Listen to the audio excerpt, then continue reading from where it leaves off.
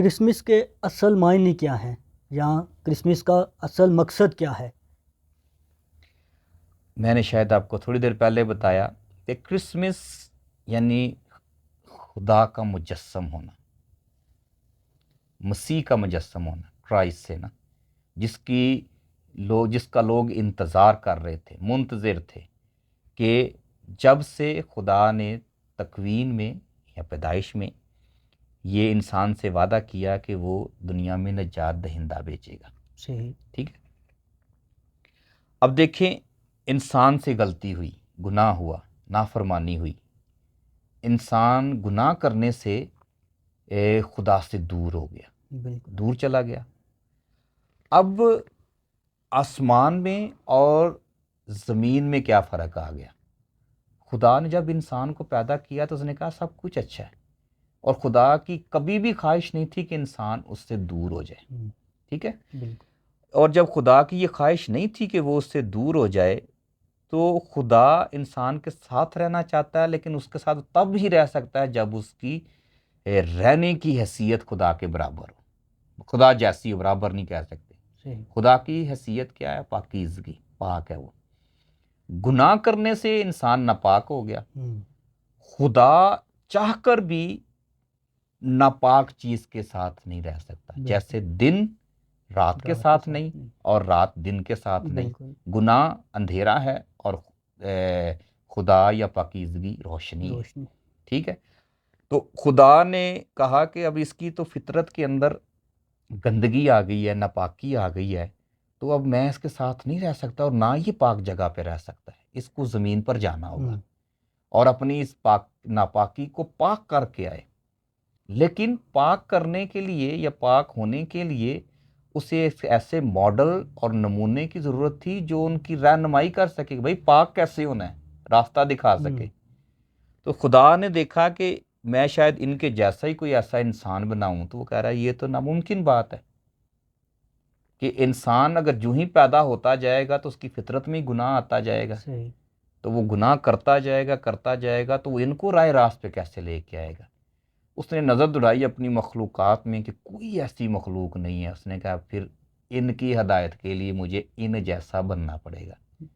ٹھیک ہے، تو خدا نے وعدہ کیا کہ میں ان جیسا بنوں گا، لیکن اس عمل کو پورا کرنے کے لیے خدا کو اربوں خربوں سال لگ گئے۔ یہ چھوٹی بات نہیں ہے کہ بڑی ذات خدا عام انسان کی صورت میں اپنے ہی بنائی ہوئی مخلوق میں پیدا ہو۔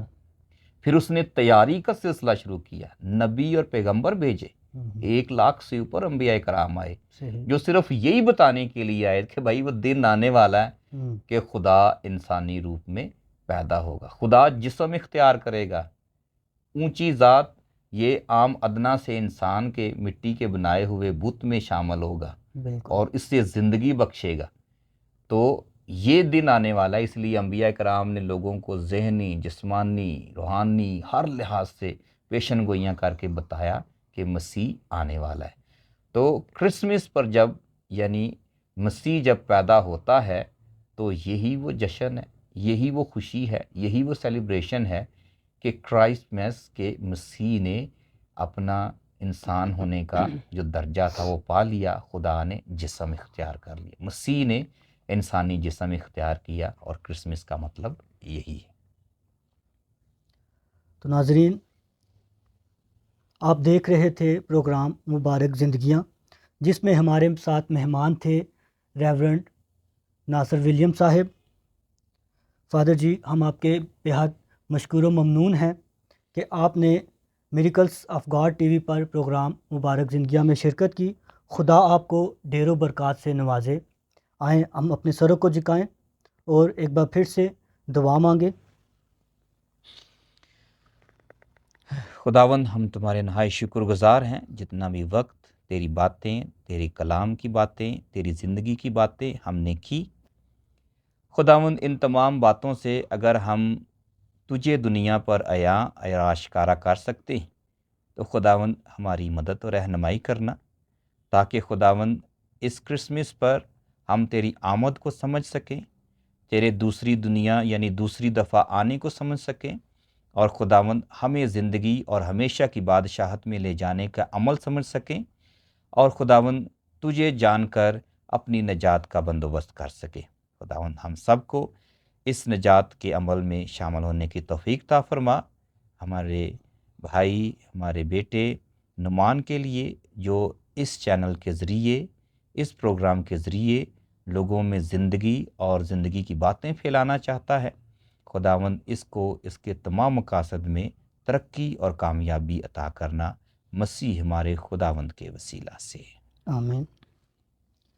عزیزو، پروگرام اختتام کو پہنچتا ہے۔ اب ملیں گے ایک نئے پروگرام میں نئے مہمان کے ساتھ۔ پروگرام مبارک زندگیاں لے کر صرف اور صرف miracles of God T V per.